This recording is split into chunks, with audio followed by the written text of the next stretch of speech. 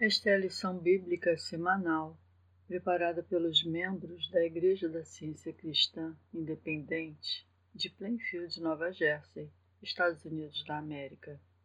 As citações são da Bíblia King James e do Livro da Ciência e Saúde com a Chave das Escrituras, da edição de 1910, de Mary Baker Eddy. Esta é a lição para domingo, dia 26 de julho de 2026. Tema: verdade. Texto dourado, Hebreus. Fiquemos, pois, firmes em nossa profissão de fé, sem nos abalar, porque fiel é aquele que prometeu. Leitura responsiva, Lamentações e Lucas. É pelas misericórdias do Senhor que não somos consumidos, porque as suas compaixões não falham. Elas são novas a cada manhã. Grande é a tua fidelidade. O Senhor é a minha porção, diz a minha alma. Portanto, eu esperarei nele. O Senhor é bom para aqueles que esperam nele, para a alma que o busca. Isto é bom, que um homem deva confiar e quietamente aguardar a salvação do Senhor. Quem é fiel no pouco, também é fiel no muito. A Bíblia, segundo a carta a Timóteo, guarda aquilo que a ti foi confiado pelo Espírito Santo que habita em nós. Atos. E Paulo teve uma visão durante a noite. Um homem da Macedônia estava de pé e lhe suplicava, dizendo: venha à Macedônia e ajuda-nos. Depois de ter tido a visão, imediatamente procuramos ir para a Macedônia, convictos de que o Senhor nos havia chamado para lhes pregar o Evangelho. E no sábado saímos da cidade para as margens do rio, onde costumavam fazer orações, e nos sentando, conversamos com as mulheres que ali se reuniam.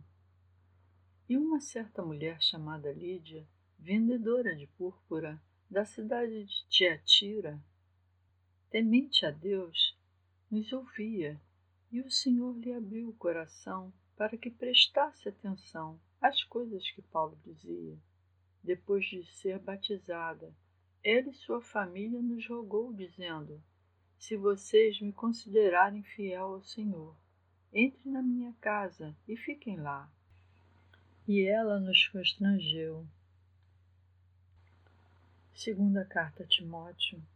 Conjuro-te, pois, diante de Deus e do Senhor Jesus Cristo, que há de julgar os vivos e os mortos, na sua aparição e no seu reino, que preguem a palavra, instes a tempo e fora de tempo, reprove, repreendas, exortes com toda paciência e doutrina, porque virá o tempo em que não suportarão a sã doutrina, mas conforme os seus próprios desejos, amontoarão para si mestres, tendo comichão nos ouvidos, e desviarão os seus ouvidos da verdade, voltando às fábulas.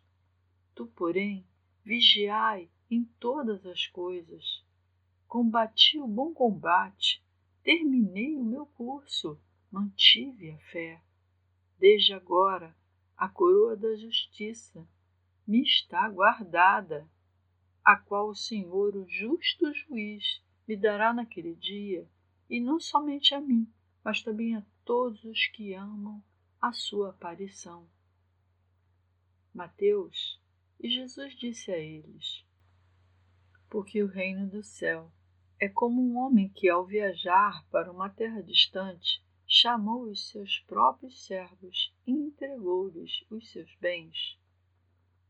A um deu 5 talentos, e a outro 2, e a outro 1, cada homem segundo as suas habilidades. Em seguida foi viajar. Depois de muito tempo veio o senhor daqueles servos e fez contas com eles. Então, chegando ao que recebera 5 talentos, trouxe-lhe outros 5 talentos, dizendo: Senhor, tu me entregaste 5 talentos. Eis aqui 5 talentos a mais do que eu ganhei. Disse-lhe o seu senhor: Muito bem, servo bom e fiel, fostes fiel sobre poucas coisas, e eu te farei governante sobre muitas coisas. Entra na alegria do teu senhor. E chegando também o que tinha recebido 2 talentos, disse: Senhor, entregaste-me 2 talentos. Eis que eu ganhei outros 2 talentos, além destes. Disse-lhe o seu senhor: Muito bem, servo bom e fiel, fostes fiel sobre poucas coisas. Eu te farei governante sobre muitas coisas. Entra na alegria do teu senhor. Então, chegando o que recebera 1 talento, disse: Senhor, eu tive medo e fui esconder o teu talento na terra. Eis que ali tens o que é teu. O seu senhor respondeu e disse-lhe: Servo perverso e preguiçoso, tomai, portanto, o talento dele e dai-o aos que têm os 10 talentos. Porque a cada um que tiver lhe será dado, e terá em abundância, mas o que não tiver lhe será tomado até o que ele tem. Apocalipse. E depois dessas coisas eu ouvi uma grande voz de uma numerosa multidão no céu, dizendo: Aleluia! Salvação e glória e honra e o poder ao Senhor nosso Deus. Pois verdadeiros e justos são os seus juízos. E uma voz saiu do trono, dizendo: Louvai o nosso Deus, todos nós, seus servos, e vós que o temeis, tanto pequenos como grandes. E eu vi o céu aberto, e eis um cavalo branco, e o que estava sentado sobre ele era chamado de Fiel e Verdadeiro, e com justiça julga e guerreia. E ele tem sob sua veste e sob sua coxa um nome escrito: Rei dos Reis, o Senhor dos Senhores. Segunda carta de Pedro. Graça e paz vos sejam multiplicadas por meio do conhecimento de Deus e de Jesus nosso Senhor. Conforme o seu divino poder, deu-nos todas as coisas que dizem respeito à vida e à piedade, pelo conhecimento daquele que nos chamou para a glória e virtude, pelas quais nos são concedidas grandíssimas e preciosas promessas, para que através dessas possais ser participantes da natureza divina. Eu agora lerei as passagens correlatadas com o livro-texto da Ciência e Saúde com a Chave das Escrituras, de Mary Baker Eddy. Quando esperamos pacientemente em Deus e buscamos a verdade com retidão, Ele guia o nosso caminho. O melhor sermão já pregado é a verdade praticada e demonstrada pela destruição do pecado, da doença e da morte. Sabendo disso, e sabendo também que um único amor seria supremo em nós e guiaria nossas vidas, Jesus disse: ninguém pode servir a 2 senhores.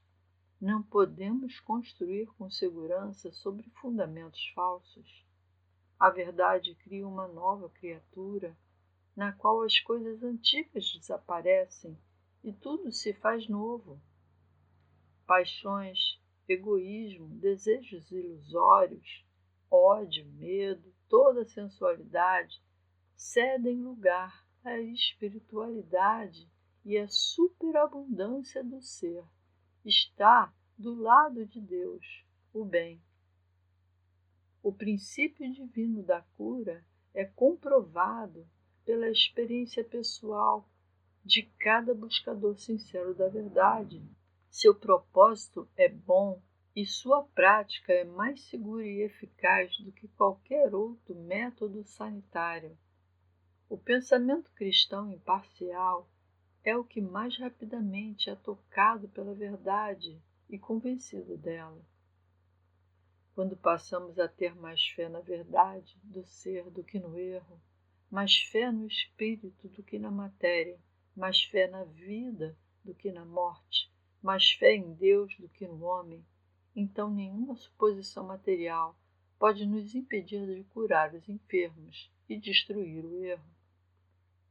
A verdade infinita da cura de Cristo chegou a esta era por meio de uma voz mansa e delicada, por meio da palavra silenciosa e unção divinas que intensificam e aumentam os efeitos benéficos do cristianismo. Anseio ver a consumação de minha esperança, ou seja, as conquistas mais elevadas do estudante, nesta linha de luz. Como a verdade é infinita, o erro deve ser conhecido como nada. Como a verdade é onipotente em bondade, o erro, seu oposto, não tem poder. O mal é apenas o contraponto do nada. O maior erro é apenas um suposto oposto do mais alto direito. A confiança inspirada pela ciência reside no fato de que a verdade é real e o erro é irreal. O erro é um covarde diante da verdade. A ciência divina insiste que o tempo provará tudo isso. Tanto a verdade quanto o erro se aproximam mais do que nunca da compreensão dos mortais, e a verdade se tornará ainda mais clara à medida que o erro se autodestruir. É mais fácil desejar a verdade do que livrar-se do erro. Os mortais podem buscar a compreensão da ciência cristã, mas não conseguirão extrair dela os fatos do ser sem se esforçarem para alcançá-los. Esse esforço consiste em empreender o abandono de todo tipo de erro e não possuir outra consciência senão a do bem, por meio das disciplinas salutares do amor. Somos auxiliados na marcha rumo à retidão, à paz e à pureza, que são os marcos da ciência. Contemplando as infinitas tarefas da verdade, fazemos uma pausa, aguardamos em Deus. Então prosseguiremos até que o pensamento ilimitado caminhe extasiado e a concepção irrestrita alce voo para alcançar a glória divina. Para compreendermos mais, precisamos colocar em prática o que já sabemos. Devemos lembrar que a verdade é demonstrável quando compreendida e que o bem só é compreendido quando demonstrado. Se formos fiéis no pouco, governaremos sobre muito, mas o talento não utilizado se deteriora e se perde. Quando os doentes ou pecadores despertarem para a necessidade daquilo que lhes falta, estarão receptivos à ciência divina que gravita em direção à alma e se afasta dos sentidos materiais, remove o pensamento do corpo e eleva até mesmo a mente mortal à contemplação de algo melhor do que a doença ou o pecado. A verdadeira ideia de Deus proporciona a verdadeira compreensão da vida e do amor, rouba a vitória da sepultura, elimina todo o pecado e a ilusão de que existem outras mentes e destrói a mortalidade. Os efeitos da ciência cristã não são tanto vistos, mas sentidos. É a voz mansa e delicada da verdade se manifestando ou nos afastamos dessa voz, ou a ouvimos e nos elevamos a um nível mais alto.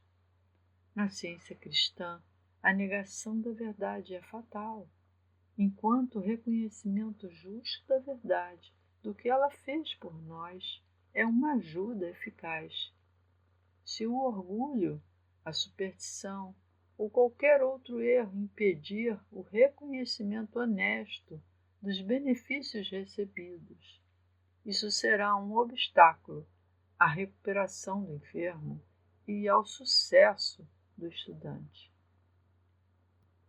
Se o estudante se afastar para praticar os ensinamentos da verdade apenas parcialmente, dividindo seus interesses entre Deus e o dinheiro e substituindo a verdade por suas próprias visões, inevitavelmente colherá o erro que semear. Quem quiser demonstrar a cura da ciência cristã deve seguir rigorosamente suas regras, atentar para cada afirmação e progredir a partir dos rudimentos estabelecidos. Não há nada de difícil nem árduo nesta tarefa, quando o caminho é indicado, mas somente a abnegação, a sinceridade, o cristianismo e a persistência conquistam o prêmio, como geralmente acontece em todas as áreas da vida. A abnegação pela qual renunciamos a tudo pela verdade ou por Cristo em nossa luta contra o erro é uma regra da ciência cristã. Essa regra interpreta claramente Deus como princípio divino, como vida representada pelo Pai, como verdade representada pelo Filho, como amor representado pela Mãe. Todo mortal, em algum momento, aqui ou na vida futura, deve lutar contra e vencer a crença mortal em um poder oposto a Deus. A passagem bíblica, tu foste fiel no pouco, sobre o muito te colocarei, se cumpre literalmente quando temos consciência da supremacia da verdade, pela qual se percebe a insignificância do erro. Se a verdade estiver triunfando sobre o erro, em cada caminhada e conversa diárias, você finalmente poderá dizer: combati o bom combate, guardei a fé, porque você se tornou uma pessoa melhor. Isso significa cumprir nossa parte na reconciliação com a verdade e o amor. Se o discípulo está progredindo espiritualmente, ele está se esforçando para entrar. Ele se afasta constantemente dos sentidos materiais e volta seu olhar para as coisas imperecíveis do espírito. Se for sincero, ele será sério desde o início e progredirá um pouco a cada dia na direção certa, até que finalmente termine sua jornada com alegria.